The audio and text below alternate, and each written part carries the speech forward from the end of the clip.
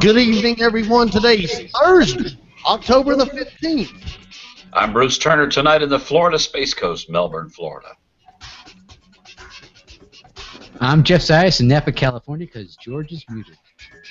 And I'm Robert Taylor in New Orleans, Louisiana. Hey, everyone. I'm Duke Carrico. On tonight's Tech and Coffee's Android Journal, Microsoft is making an Android launcher.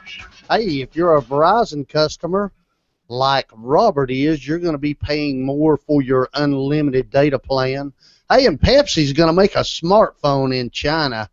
Hey, we'll talk about all of this, even more, and our app picks. Good evening, everyone. How we doing, man? It's Thursday instead of Tuesday.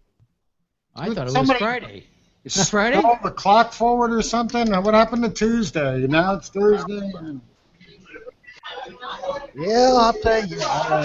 For anyone who's wondering, a couple of us couldn't make it Tuesday, so we said, hey, what's Thursday look like? So, yeah, we're going to do it on Thursday this week. So, hey, guys, we got quite a bit to talk about, so let's get to it.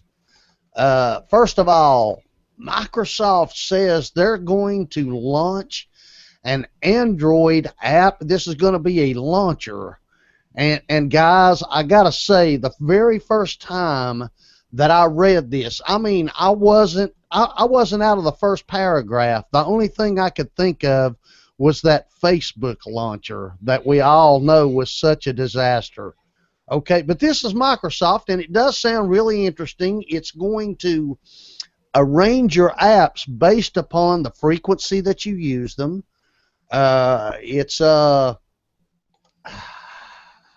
put it this way, Bruce. You use a lot of Microsoft products within your job, Christian Care Ministry. Do you see yourself putting this Microsoft launcher on your Android phone? Heavens, no. Listen, the purpose of a launcher, if you're going to install a launcher, all right, and I'm a great proponent of the Nova launcher. I like it because I can make it just like I want. I don't want a launcher changing what's on the front of my screen by frequency of use. I want to set it up the way I want it. That's the whole thing about using a separate launcher than the one that came with your phone. I like, and nothing is really more powerful than Nova launcher. Yeah, I can change a two-finger swipe down will take me to all my apps. A swipe up will do this or that. Just so many other things. So there's nothing in this article, and I did read over it, that makes me even want to take a third look at it. I mean, it's just I don't understand. I mean, I know they were talking about coming up with something that they could use on their Windows phones that would run, Android apps. I thought that might be something interesting, but just creating a launcher for an Android phone doesn't appeal to me whatsoever. Hey, Robert, you're next, man. Jump in here. What do you think? I just, when I first saw the article in our rundown sheet, what I'm thinking to myself is all of those people who swear by the Microsoft Windows Phone and how much they really like the tile interface. And I'm thinking to myself, well, is that what Microsoft is trying to do, is, put a tile-like interface on an Android phone? And then I read the article and I was like, wait, this is totally different. This is not what they're actually intending. And then I was like, no, because I think about my tablet and my phone just like Bruce. I put the apps that I want to be on the front. I may not use them a lot. Like, certainly I use my Gmail app all the time, but I also use something called Car Home Ultra when I'm driving in my car, and I don't want to have to swipe and search for it when I go to use it. I use it infrequently. I want it, though, to be right on the front home screen of my device. So I don't want Microsoft going in there and switching things around, saying, oh, I know what's best for you here, let me present what I want rather than what you want. No, that's not acceptable. Which is what happened with Facebook, with the Facebook launcher. That's exactly why everybody installed it and uninstalled it about 10 minutes later. Yep. All right, Jeff. Well, I'm taking a different tact. I applaud them for doing something because they, I look at it differently. I look at it like, okay, maybe this is not the best, app for them to put out there, but what they're doing, they're getting more involved in the different operating systems outside of their Windows phone, and it's smart for them to do that.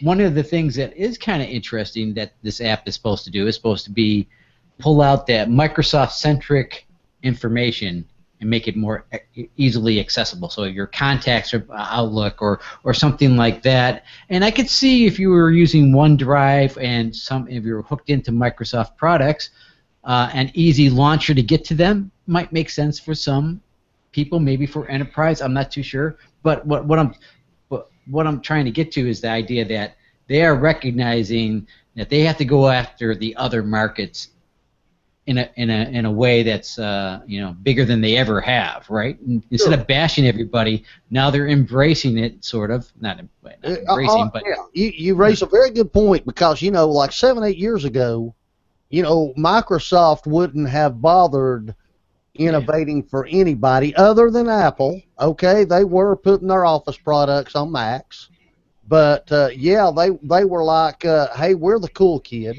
You got to be like us, and now all of a sudden it's changed because Windows mobile phones are about 2% of the worldwide market, Right. and guys, I might be crazy, but I'm starting to sense a little bit of love between Microsoft and Google here lately. It seems that they're getting along a little bit better. And I'm serious. I think that very soon, I'm going to say within the next 18 months, we're going to see a Microsoft-based phone that's running Android. Do you think that's because Steve has stepped down? Do I think what, Robert? Do you think that's because Steve Ballmer stepped down?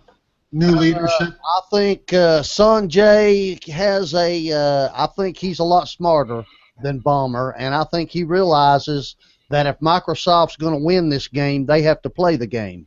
Yeah, and they realize that everything's going to be cloud based, and and they want to be there. And and I'm with Robert when he, you always did think this was going to be the Android app launcher for the Microsoft phone, application, and I'm sure that's coming down the pike, though.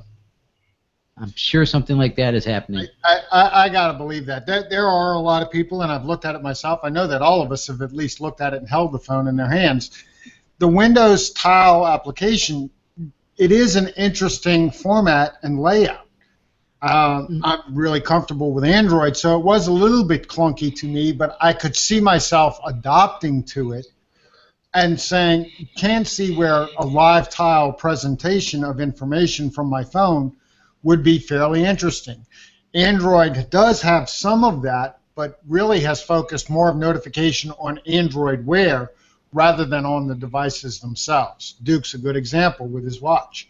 So, Microsoft stepping into that realm, if they were developing an app, I would think it would be received more readily than what they're presenting here.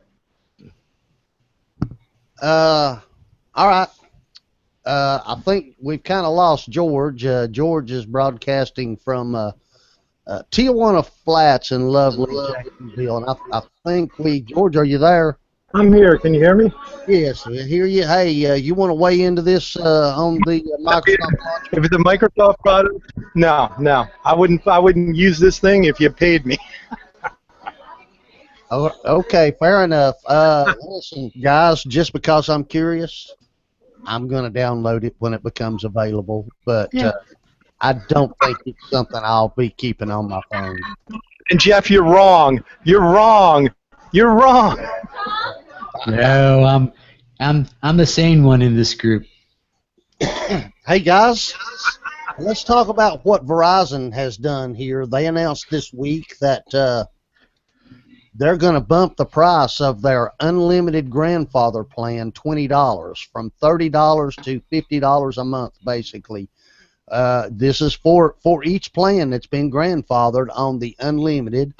And you know, Bruce, as an AT&T customer with unlimited plan, usually when AT&T or Verizon move, then the other one does something similar.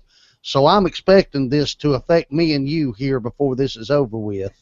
But Robert, I think this is going to hit home with you especially, and I think twice as hard. So weigh in here, man. Yeah, it is going to hit me twice as hard. It's not just per plan. It's per device. Yeah. So in my particular case, I have 2 phones that have unlimited data on them right now, and both of them are going to go up by $20 a month. Now, this is where it kind of gets crazy. We have a shared pool of minutes right now. It's a pretty large shared pool of minutes that we don't really even come close to using, but it's kind of expensive. Add on top of that the data fees and the taxes and all the other stuff, and basically for we have 3 phones. One of them is just a flip phone on our plan. We're paying close to $200 a month. Now you're going to add another $40 on top of it, and really it starts to hurt when we're talking about just 3 phones. I hate to tell Verizon this, but as attractive as some of their new plans, this small, medium, large, extra large plan looks, there are other carriers there who offer better priced plans than what Verizon does. And I may be able to get away with those. And not the least of which is TracFone, the pay-as-you-go type phone carrier. At least one of our phones is going to go to that plan because they're making it outrageously expensive. And that's what they intended to do. They realize that data consumption is going up, and so they're going to they tried every other way to get people to get off these unlimited data plans. And now finally they're just saying, okay, we're just going to make it so impossibly expensive that nobody's going to want to pay these prices. And they're right. The bad news is I'm going to go someplace else. And if they're okay with that, and I presume that they are, then get ready for the exodus. I think it's going to happen. Are you a heavy data user, Robert? I am. My wife is not. I average about 10 or 12 gigs per month. My wife averages 1 to 2 gigs. So, okay. You know, for us, I could probably shoehorn us into one of their 12 gig plans. And if I did that, I would pay a little bit less than what I'm paying now, unless I happen to be traveling that month and I have a 15 or 18 gig month, and then I'm going to get socked really bad. Yeah. Hey, by the way, I had a 20 gig month on AT&T this month. Oh, yo. Yeah, man. You know, Duke, I don't know if you remember this, but I actually cashed in my AT&T Unlimited plan and went to a family data plan at 10 gigabytes because on the AT&T Unlimited, they started throttling you after 5 gigs and sometimes as low as 140 kbps, which was good enough for getting email, but not good for much else. So, and right after I did that, I went to this 10 gigabyte shared plan. I saved money, and then what did AT&T do? They gave me an extra 5 gigs free, up to 15 gig. Then what did AT&T do? They introduced a rollover plan. And so now if I don't use the whole 15 gig, whatever I don't use rolls over to the next month. So I've had a number of months where my total data potential was 24, 25 gigabytes to use. So I'm saving less. Now, you know, let's not forget about T-Mobile, right? The uncarrier. They've got some good. I think that's the big player here. I think that's what the impetus for these changes, because Verizon is notoriously slow and drags their feet. They don't want to give up any of their pricing. They're going to be the most expensive for as long as they can. But I think that T-Mobile, as you're mentioning, has really started to affect their bottom line. Sorry. Absolutely. Okay, Josh Wofford's weighed in here. He says, as a Verizon user, I can agree with Robert on the charges. And no offense Josh, but I think, hey, as an AT&T, I agree with Robert on the charges, and but hey, let's face it, they had these grandfathered plans thinking that eventually they'd fall off, but people wanted that unlimited so bad that they were willing to continue buying phones out of contract. Yeah, actually, I last year, or this year I should say, when I got my new LG phone, I switched from grandfathered to a regular, capped data plan, and I think I got like over 10 gigs or something from my own line, right? And then my wife kept hers separately, and I'm glad I did it. I'm glad I did it because I would have been, in this mode right here, and you probably would have switched anyways at the end of your grandfather period. So, at least I think the way this works is until your contract is up, then after that they start charging you the extra. Yeah, but most people who have unlimited at this point are in non-contract mode. Exactly. So you're going to get hit with this fee, but the positive spin to this, and I really hate to put a positive spin on it because it really, I think, is a dastardly move by Verizon. If you look at their data plans now, what they currently come out with, what they call the Verizon plan, with the small, medium, large, extra large data sizes, in a lot of cases, people can actually reduce their bill by a few dollars per month. Not a whole lot. But the risk is you are now stuck at whatever you pick. You pick 10, you pick 12, you pick whatever. That's where you are, and if you go over, it's $15 a month. For every gig. That is not cheap.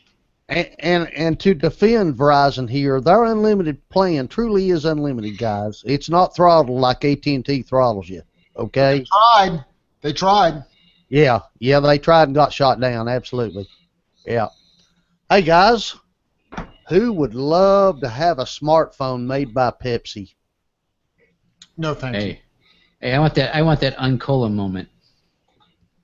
If they use pure cane sugar. Yeah, this thing is it's a very ho-hum device. It's got a 5.5 1080p display, 16 gigs of storage, 2 gigs of RAM. Supposedly it's got a 13 megapixel and a 5 megapixel camera. Supposed to be coming, even though it's got Pepsi branding all over, it's supposed to be running a 5.1 skin. And we probably won't see this phone in America, to be fair. But it's looks like it's going to be appearing in China, and goodness gracious, about $200 US. And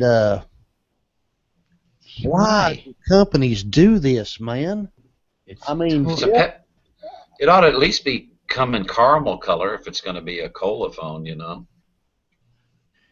I don't know. I think it's rose gold. Yeah, rose gold. I think it's just stupid. It's just plain stupid. I want a Yingling phone. A Yingling phone. Well, I wonder if, it's gotten with these Chinese phones that they've gotten to the price point where they almost consider them swag. Granted, it may be high-end swag, but it's swag nonetheless. Marketing memorabilia or whatever. Come on, let's face it. A cheap phone, and yes, the specs are not outstanding, but you look at some of the middle or lower tier phones right now, they're running these same kind of specs. So how much is a Pepsi in China? Yeah, well. This is more swag. For that swag to give out a free phone. Well, no, it's not necessarily that they give out. I'm teasing. Yeah, to subsidize the build of a phone, I should say. Right, but and then just to promote the Pepsi product. I mean, it's like it is darn close enough where, hey, if we can kind of get somebody to pay for the basic manufacturing cost of a cheap Chinese phone, and yet we get to put the name Pepsi in their face every time they turn around and open it up, and it's Pepsi, Pepsi, Pepsi. Man, I want a Pepsi. What I think that they need to do is, like I suggested at Microsoft do.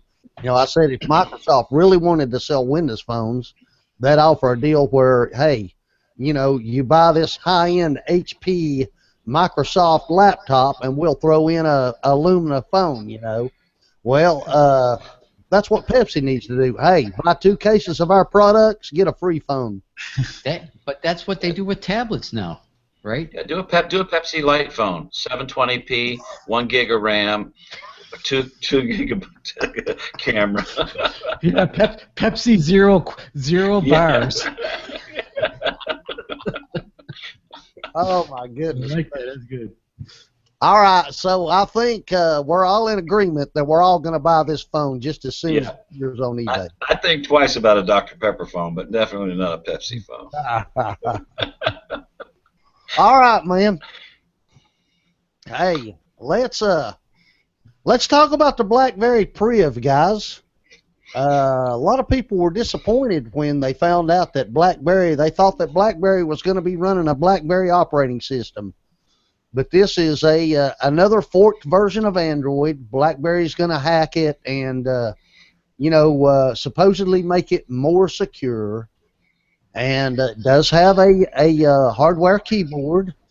I personally like the looks of the phone, and I think that hardcore fans of the BlackBerry brand would be pleased with this. Bruce is shaking his head.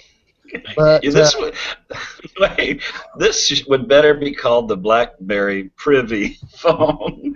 And if they put a little half crescent moon, logo on the wallpaper, I don't like it at all.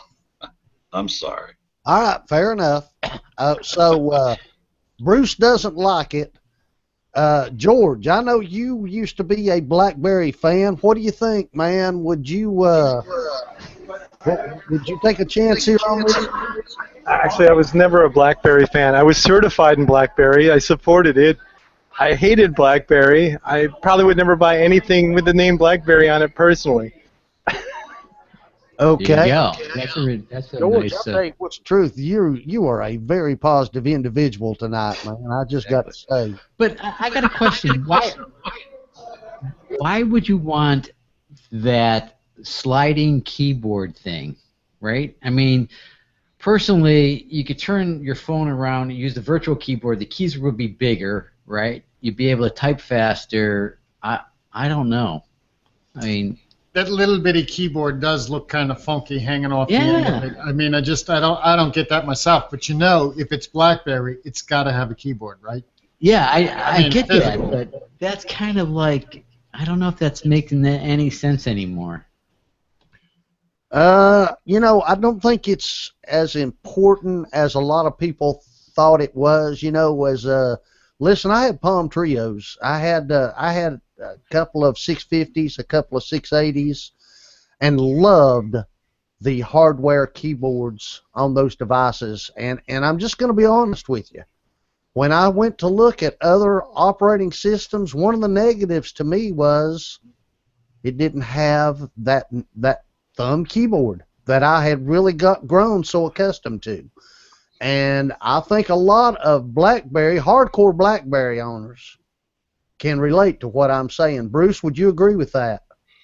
Yeah, I was a Trio guy too, and it was a real adjustment when I went to the on-screen keyboard. I had the Trio 180, the 240, and I went into the 600s and that series as well. And getting used to the on-screen keyboard was a challenge. I do like it, but I don't just like the whole slide-out feature. I think that's old school. Yeah, yesterday's technology. Why don't you just make a flip phone? Yeah. Didn't Dale offer a Android phone like this here about a year or two ago with where you'd slide up and it had a hard keyboard? I'm pretty sure they did. Maybe changing well, but not from the bottom like this. No, wasn't there a case? What's his face? That celebrity made a case that slapped on to your Android phone or your iPhone or something and gave you that extra keyboard. The guy from American Idol? Yeah, that guy. He totally bombed in that thing too. Well, you think about it. How many phones have a keyboard like that? Well, not I too mean, many today. no. And you have to think that, you have to be kind of responsive a little bit, to what the rest of the world is doing. I know you want to go upstream, but your stock is so damn beaten up, you can't afford to do that. Any missteps, and you're out of there. Do you think this is maybe BlackBerry's last hurrah? Well, I mean, what do you guys think is, I mean, listen, it wasn't enough that they could emulate Android apps, okay?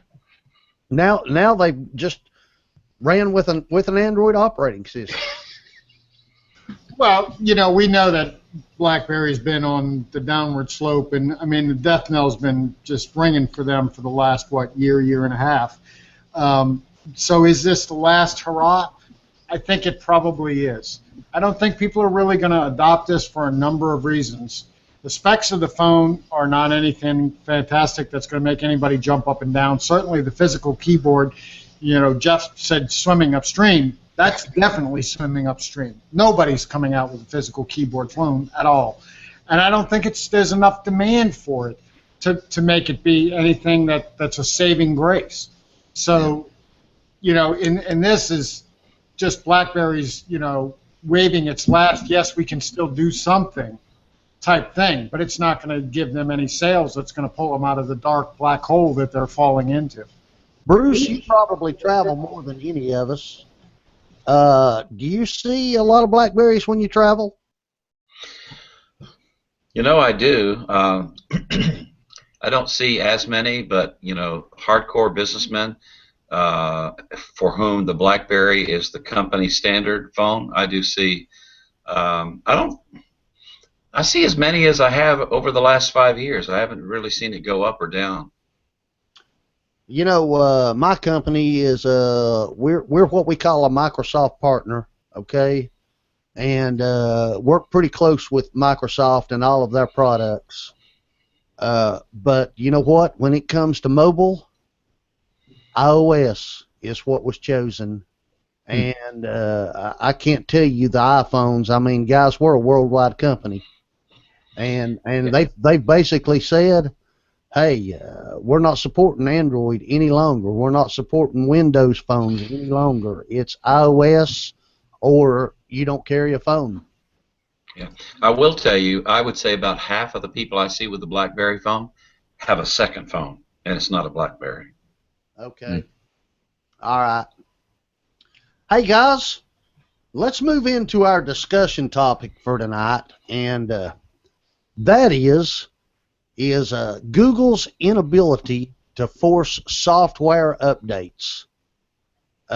Robert, do you think that their inability to get software updates to, the 87% of devices worldwide that people are using, do you think this is going to threaten Android long term, short term? What do you think? I think it does threaten Android long term. I mean, we've heard it from the very beginning, fragmentation. Well, part of that is if you develop an open platform and you kind of hand it over to people and you say, hey, kind of do what you want, but we want you to follow these guidelines. We want you to deliver updates for 18 months. You're not necessarily going to get that to happen. We just talked about on our last show about how Motorola pulled back what devices were going to get an update. And Google used to own Motorola, okay? Now they're owned by Lenovo, but the end result is what's Google going to do? Going to go and punch them in the nose if they don't deliver software updates to the Moto X's and the Moto E's that they just delivered this year? I mean, you can't do that. And that leads to fragmentation. That very fragmentation makes people wonder, how can I trust a platform if I don't know who's developing the updates and my manufacturer, if they're going to work together to support this device over 2 years? If I buy it, it's got to last 2 years for me to get my money out of it by reasonable standards now. So, if I buy something and then, a year out, I'm not going to get updates anymore, I'm not so sure. But yet, if you look at iOS, and we talked about this last week too, the iPad 2, that's 5 years old now, is still getting updates and still being supported. I mean, so is there a long-term threat here to Android? Absolutely. The fragmentation will continue long-term going forward. So, Bruce, you're the CEO. How do you fix it? Well, I agree with Robert to a point. I also would point out that there's a different climate and culture with Android, to where unlike Apple, who tried with the 5C to come up with a lower priced phone, in Android you have a lot of really cheap phones that are running older versions of Android, and they're able to offer them at a greatly reduced price. You go into Walmart, you see a bunch of these. So I think I would say yes, long term, but my long term would probably be longer long term than Robert's would be. But Jeff? Okay, I agree with everybody and myself. How's that?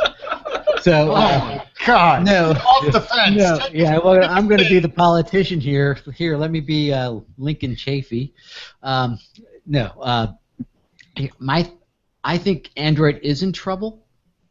I think if iOS ever was, wanted to hit back hard, Apple still, they are the biggest iPhone phone manufacturer, let's just say. If they wanted to hit on this fragmentation issue, they could probably gain some more traction if they wanted to. I think the problem is when you have issues that have been coming up about security and these software issues and bugs that can creep in, malware that can creep in, and you have to rely on an update to come and save you. It wouldn't be hard for Google to do it, because they're going to do it. Basically, they can do it through the 5 major carriers. It's not like they're talking to everybody, right? The carriers can be pulled into this situation to push down these updates. And yeah, they're going to have some corner cases that are not going to get the update because they're running a phone, like HTC phone running an ice cream sandwich or something like that. Well, but they could get like at least a good 80% of the market under control by gaining control of the carriers and the major manufacturers and just saying, hey. It's interesting, Jeff, that you mentioned HTC, because HTC's CEO said there is no way that they can push monthly security updates to the HTC phones that they've sold. There's just no way that they can manage it. But there has to be a way of certain core services, like Play services or whatever the core processes of the operating system, that's modular enough that can be sent down to secure the phone. I mean, but then you have to stop it from being such an open platform, and security is the big issue here. But in order to make that modular system that Google controls and says, hey, you can update it if you follow this guideline, then you take away the customization and ability of the manufacturers to make the device, the operating system fit on their device. It could have been as simple. It could have been as as when they started to allow it in the intelligent design, whatever, for apps to start talking to each other and communicate. That they might have opened up the Pandora's box with that a little bit to allow.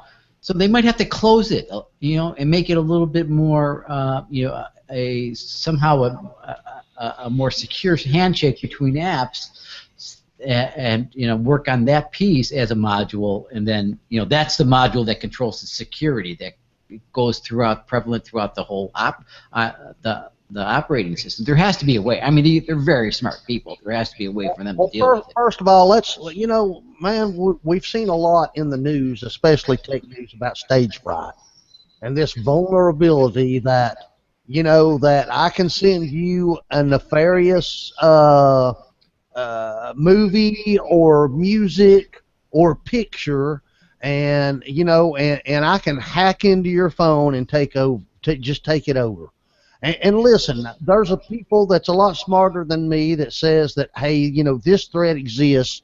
Hey guys, do you know anybody that's been hit by stage fright? Have you read on the internet that not only is stage fright real, but it happened to this person, and this is what happened to them? Okay, did somebody hack in to some star's Android phone, and now we're looking at the actress's nude photos all over the internet? Okay, stage fright, it might be real, but it's probably really only happening in third world countries like India and so forth, where they're running those gingerbread phones. Yeah, And that's the danger, that these older phones exist and they're not going to be updated, and the manufacturers are saying there's no way we're going to update it, so that is a risk. But I think it's more than just the risk of nude photos. We are now moving to mobile payment systems on devices, and those vulnerabilities strike at financial data. And I think that is where the real concern comes in. Even though we might not know of people who have been affected by stage fright directly, the concern is that these vulnerabilities, and if they're not going to be fixed, what will it mean going forward financially? Financially is the big concern, not the nude photos of Pamela Anderson or whoever. Yeah, but Android, you can't even install Android Pay on a phone with these older operating systems. Right. Yeah.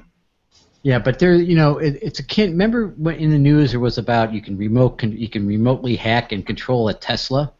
Well, and it was made all the news. Well, the only way they could do it is they had to physically have the car and plug into the module, with like a USB port or something, and go in and hack it. I mean, yes, it's possible, but the circumstance. Yeah, it's not practically happening, and I think that's part of the thing. But I still go back to the idea that Google has to do something. They have to rein in how these software updates affect people, because it could be just as simple as perception, right? And the perception is it's still fragmented. It's not, and I think they have to do it. They have to gain some kind of control or some measure of control. How is Google going to motivate Samsung or HTC to push out these updates in a timely manner that's going to address some of these security holes? How do they motivate them to do it? I agree with Jeff in this is how I think that Google does it. Okay, I agree with you, Jeff. I know it's an odd position that we're in, that we're on the same side. Write this down. What's today's date? Yes. I think if Google does lock their operating system, that they take Android and say, you may not modify these portions that involve this security, which allows us to deliver the updates. Yeah. And completely bypass, not try and get the manufacturers or the carriers on board, but simply say, you may only use our newest operating system if you agree not to modify these modules, which we will update and keep updated. And that is the only way that we solve this dilemma. Because truly, I don't think Google can motivate HTC or Samsung or any of the other manufacturers. They can, but they choose not to. I mean, they could have something pop up on every Google browser and every search as an alert. This security update has not been resolved by HTC. This security update has not been resolved by Samsung. There's ways that they could shame or publicly do it. But that would be nasty. Yeah, it would be nasty. Of course, it would be nasty. It's kind of like governments dealing with each other. Like, how does the United States deal with China? How does the United States deal with Russia? It's kind of like that corporate environment. They're competitive, cooperative competitors, and it's hard to, Are you talking shared mutual destruction within? I think sometimes you have to have that, I think something, at one point, something has to be done for the greater good, and Yeah, I'll tell you something else. In the carrier thing. I mean, there's a lot of pressure got to be applied on the carrier. There are carriers who have a better reputation for pushing out upgrades than other carriers do. AT&T is notoriously slow in rolling out Lollipop, for instance. I've got it on my tablet. I've got it on my phone now, but other people got it long before AT&T rolled it out. So it could hurt the carriers. They got a bad reputation in that regard. Well, it's always better to go direct to the consumer, where Google can somehow directly, you can download a app that automatically updates these things, that you circumvent the carrier somehow, and they have an app, a security app or an update app that when you click on this app, it does it, and you don't have to wait. By the way, let me give you this little testimonial example regarding Android Pay and compromise. I had two. I was going over my Bank of America statement. I had two $100 charges at a gas station in Miami, Florida, called Orion. I was talking to the Bank of America people. I said, "What are these two $100 charges?" As we were going through the fraud reporting and stuff. He said, "Oh, those are obviously gift cards. Somebody used it to get $100 gift cards because they're not traceable." But as I'm trying to think about, because my card's been on me and I do travel some, where could it have been compromised? And I'm thinking, well, an unscrupulous waiter or waitress somewhere, and I couldn't figure out one. And then I remembered, I'm a geek, right? So when Android Pay became available, I was at the Muse Coffee House, and I installed the app, and I pulled out my debit card, and I assigned it in the coffee house in an unsecured network to my phone. I believe that's where my debit card got compromised. Somebody was running one of these packet sniffer things and got the number. So I've never done that before, but I wanted to hook up Android Pay, and I did it, and I got bit. So yeah, don't do credit card transactions on public Wi-Fi places. I hear you. Hey, George, you want to weigh in on this, man? We've been talking awful hard back and forth. Yeah. Put down those cookies, go fly as long enough and weigh in on that. Actually, it's been queso and chips tonight, and pan-fried tacos. But the thing I'm going to say is, you may not have even been compromised there. You could have been compromised almost anywhere. Your transaction may, when your credit card goes through in some places, sometimes they use cellular data to transmit that. So it might have been compromised anywhere. But yeah, that's most likely it was compromised at the Muse.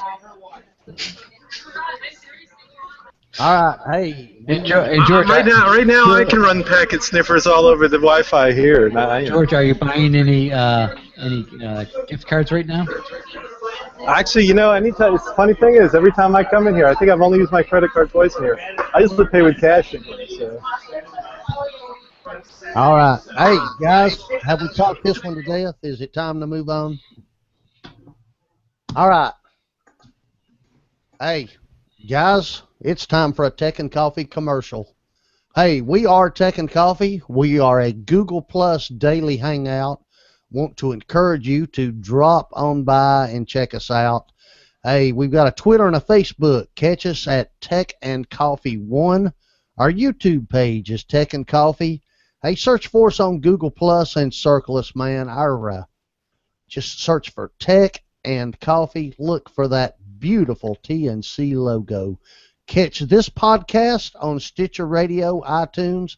Hey, and always use the hash Tech and Coffee when you tweet us or talk to us on Google Plus. Questions, comments, snide remarks, AJ at techandcoffee.info. Also, if you will head over to the Chrome web store, we now have a Chrome extension, and it's to the various Tech and Coffee hangouts. It's got our appear.in, our webpage, our G Plus Tech and Coffee community. Just head on over to the Chrome web store and search for Tech and Coffee. Download that Chrome extension. Hey, Bruce, what kind of app you got for us tonight, man? All right, my app of the week is, let me go back here, is Mighty Text. And let's see, I actually opened up another tab, so here we go. So it's SMS text messaging from tablet. Now I'm a real Mighty Text fan. I first heard about Mighty Text from our dear friend Joe out in Austin, Texas, and it's a great app enabling you to SMS a text message like from Gmail. You can even do it from Facebook as well, but I use it on Gmail. My wife has text messaged me when I'm working. It's so much easier just to go ahead and do that reply right from within Gmail, because I can type a lot faster on my keyboard than I can on the keyboard on either my phone or my tablet. Now this is my tablet. This is an LG G-Pad 7, and so this particular version of Mighty Text is for my tablet. Here's why I really like this. I can take and forward my cell phone number to my Google Voice number. I can leave this phone at home in Virginia. Of course, now the only issue with getting a phone call on your tablet is it's automatically going to be speakerphone, unless you have a wired headset in or a Bluetooth headset paired and in your ear. But then, how do you forward text messages from your phone? Well, there's all kind of SMS forwarding apps out there in the Play Store that you can look at. I tried some of them, and then I found this Mighty Text for tablet, and this enables me to get all my text messages when people text my phone, and it enables me to see who it came from. A lot of these SMS forwarding apps, you don't know who they came from. It doesn't have the caller ID from it, and you may be able to figure it out who it is by what they're texting you. But Mighty Text for tablets in the Play Store is a great app. This makes my tablet a phone and get my SMS text messages. And I went to an event. My granddaughter was doing a high school play.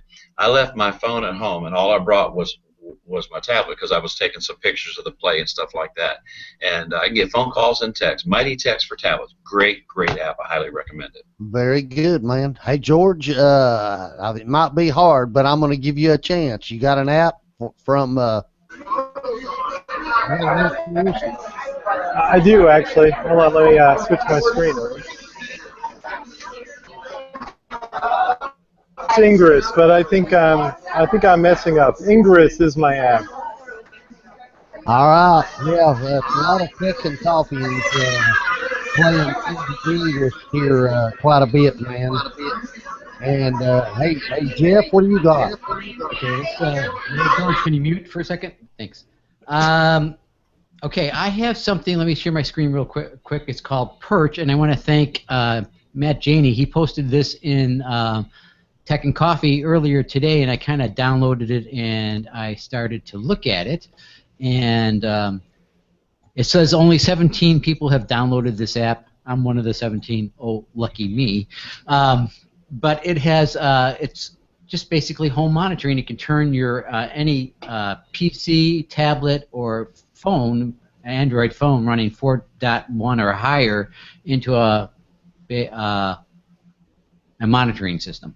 So I installed it. You have to go onto their site to kind of do that.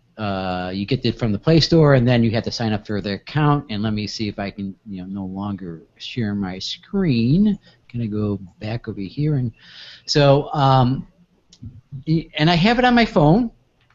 I'll pull it up here on my phone, and it has a couple cool features on it. So it's connecting. I have my two cameras there pointed at me. One's running on my tablet, and one is running on my Razer Max phone. And I'm going to pick my Razer Max phone, and I can actually push to talk at the bottom here. There's a little plus sign, and it will I can say I want to talk to myself, which you can't really see, and I can talk to that device, and it'll connect to it, and I can have a chat, online chat, and it will actually do a video chat to it. But and it passes the audio right through. So I'm going to go ahead and go to getperch.com real quick. and that's where you want to go to sign up, sign in. And what I like about this is, let me share my screen one more time.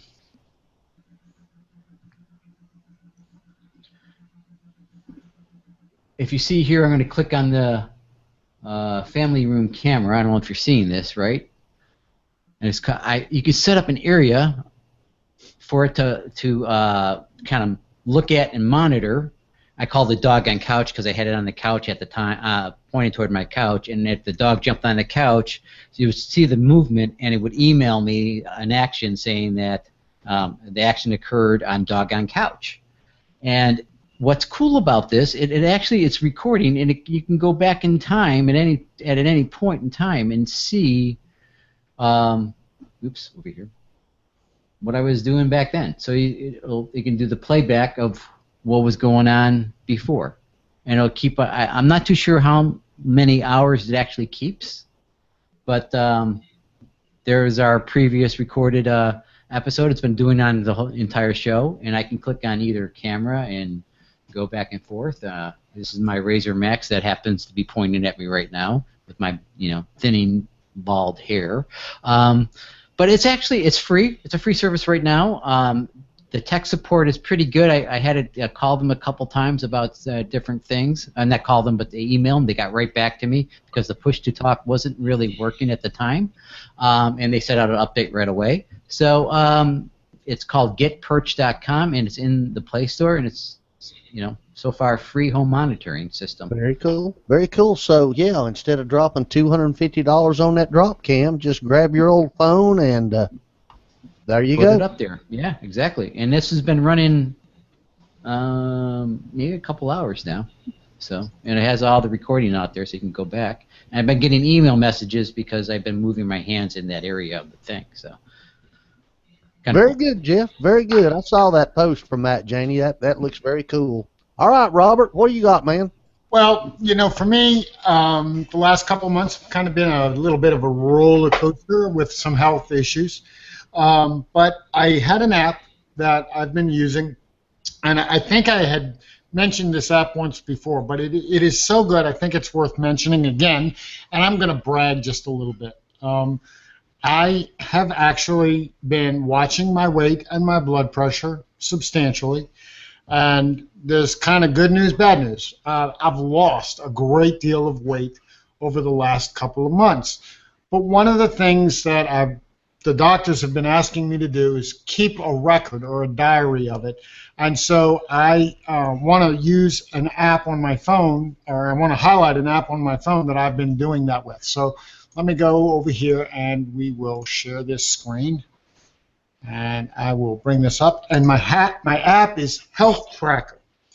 Now, what Health Tracker will do is it allows you to track your weight, your glucose, if you're diabetic, and your blood pressure. These are all very critical things and that your doctor will want to see, and it will keep a diary and will show you a chart of your progress over time. There is a paid version of this app, but I find that the free version works just great. And it gives you a diary so you can go back and you can look at things. I'll go look at my diary here. It'll take a second for my screen to catch up. And I want you to look at that. 179. I have not been under 180 pounds in 25 years. And it's kind of good because I really did need to kind of trim myself down a little bit. But how I trim myself down is probably not the best way in the world, and I wouldn't recommend it to anybody. But the bottom line is that I have a history that I can go back to the doctor with, and he can look at this and he can monitor my my weight loss over time, daily, rather than every 2 weeks when I go and see him. So it's much better to see this. Am I stable from day to day? Am I going up and just going back down? What's actually happening? And the same thing with my blood pressure. Blood pressure, if you have a blood pressure problem, just like diabetes, you need to check that and track it every single day. And so I keep track of my blood pressure because it's a little bit on the high side. But really the treat for me is the charts. The charts of this application allows you to see in graph form what is actually happening with your weight. And you can see I kind of stabilized for a while. I was fighting those last couple of pounds to get me down below 180, and I finally made that goal.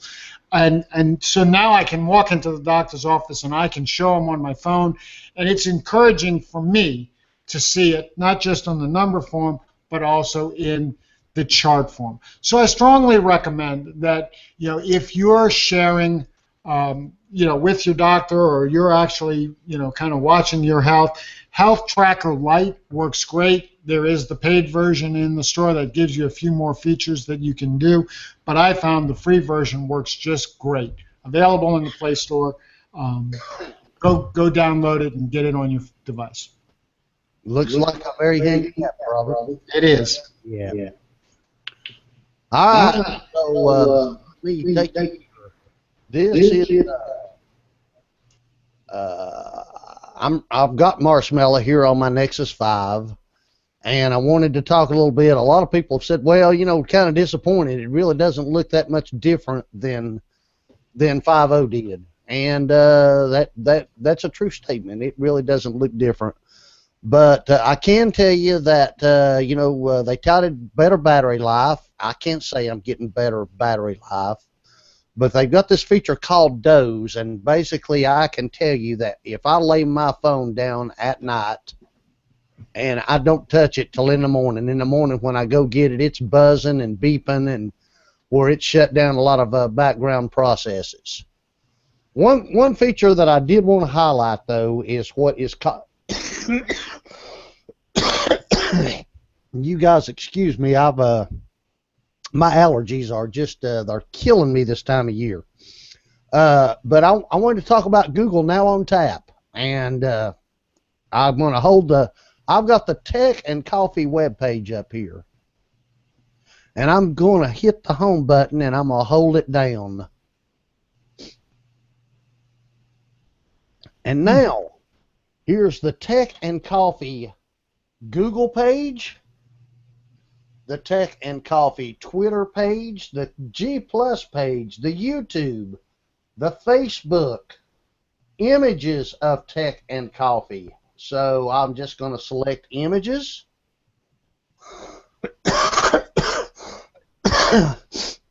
And right there is all the images that Google Now on Tap found of Tech and Coffee. I'm sure you guys will recognize a lot of those as being us, especially that one right there where we're all on the wall there. There's Robert, Bruce, George, and myself, tonight's panel. So, so I'm going to go back, and here I'm going to do it again. And if I hit the Twitter page, the Twitter icon, it takes me to the Tech and Coffee Twitter page. That's all from just holding down the home button from the techandcoffee.info page in Chrome. And listen, I know that Now on Tap is going to get better and more powerful as time goes on, but I think this is a pretty cool feature, more than just fluff and something that you might do one or two times. I can see where this is really going to grow. I agree. Nice. All right. So, guys, anything else here before I call this episode 108? I have a question for Robert. Yes, sir. Now, if there was a watch that tracked all that health information for you, and loaded that in, would that be the tipping point for you to buy a watch like that? Unfortunately, the only thing that watches really do at this point is heartbeat. Mm-hmm. And while I am more health conscious, I think I would still prefer my phone for inputting my health data. I mean, I keep a health log now, mm-hmm. and I do that with my phone and my tablet. The watch, I haven't seen an app for the watch yet that really allows me to put in my blood pressure or put in my weight or put in anything like that. So I'm not sure. I really don't think there's anything that has tipped me yet. But I have to admit, I've seen some of the prices of these watches are coming down. They're just like this close to tempting me to try. Hey, Asus ZenWatch 2 for $150 on Google Play, man.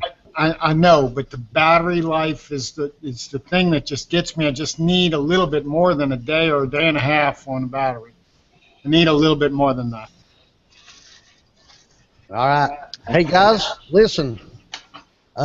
We did this on a Thursday. We are normally live on Tuesday nights, and next week we should be back to Tuesday. So, listen, you guys have a great rest of the week. We will catch you in 5. You guys have a great one.